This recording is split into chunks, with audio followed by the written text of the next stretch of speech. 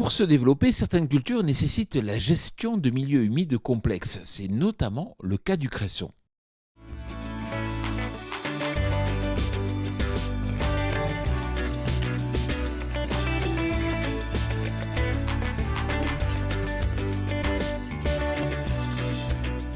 Cette semaine, je vous amène à la rencontre de Yannick Vasson, agriculteur à Houdancourt dans l'Oise. Yannick, pourriez-vous tout d'abord nous présenter votre exploitation ? Alors l'exploitation que je cultive fait 80 arts de cresson répartis en 35 fosses. 35 fosses alimentées par des puits artésiens de 250 m3 d'eau à l'heure à peu près. Comment cultive-t-on le cresson ? Alors le cresson se cultive en fosse, alimenté par de l'eau pure et analysée tous les ans. De l'eau qui vient ici dans le cas présent chez moi de puits artésiens. C'est puits artésiens ou source naturelle, de toute façon, d'une manière ou d'une autre. Donc c'est de l'eau qui est renouvelée en permanence puisqu'il y a un débit de 250 m3 à l'heure à peu près. Ce milieu humide est-il aussi favorable aux parasites ? On a le mildiou comme il y a sur la tomate ou sur autre, mais c'est une plante le cresson est une plante très vivace.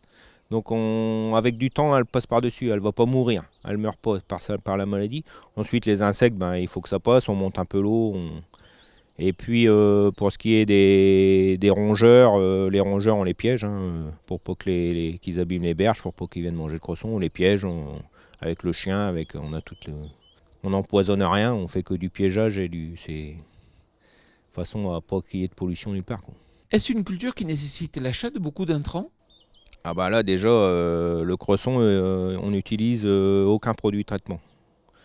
Donc des fois je dis c'est naturellement bio, mais il est nourri par l'eau. On met un petit peu d'engrais chimique, tout ce qui est engrais naturel c'est interdit, justement pour la protection de l'eau. On y trouve des insectes et des animaux qu'on trouve nulle part ailleurs, comme les épinoches ou bien les gamarres. Ensuite, pour ma part ici j'ai une ruche qui me permet qui améliore, je pense, sa pollinisation pour faire ma graine. On est vraiment en symbiose avec la nature, quoi. Pourquoi l'eau doit-elle être souvent analysée ? L'eau doit être conforme aux normes des cressonnières. C'est une norme qui est établie par l'État, tout simplement. Et donc on est analysé tous les ans. Une fois par an on est analysé et 3 fois par an on a la visite de la DRAF qui fait un prélèvement souvent de cresson et qui regarde vraiment nos méthodes de travail pour savoir si on respecte au mieux le protocole. C'est un milieu favorable à la biodiversité ? On peut trouver dans le cresson tout un tas d'espèces qu'on ne trouve pas ailleurs, c'est-à-dire les épinoches dans l'eau. Il faut une eau super pure et ça, vous n'en trouvez pas dans la marée, c'est sûr. Il faut vraiment de l'eau courante, de l'eau propre. Il y a les gamarres, il y a plusieurs sortes d'insectes qu'on trouve vraiment que dans les cressonnières. Et ça, c'est un signe d'eau pure, c'est un signe de qualité.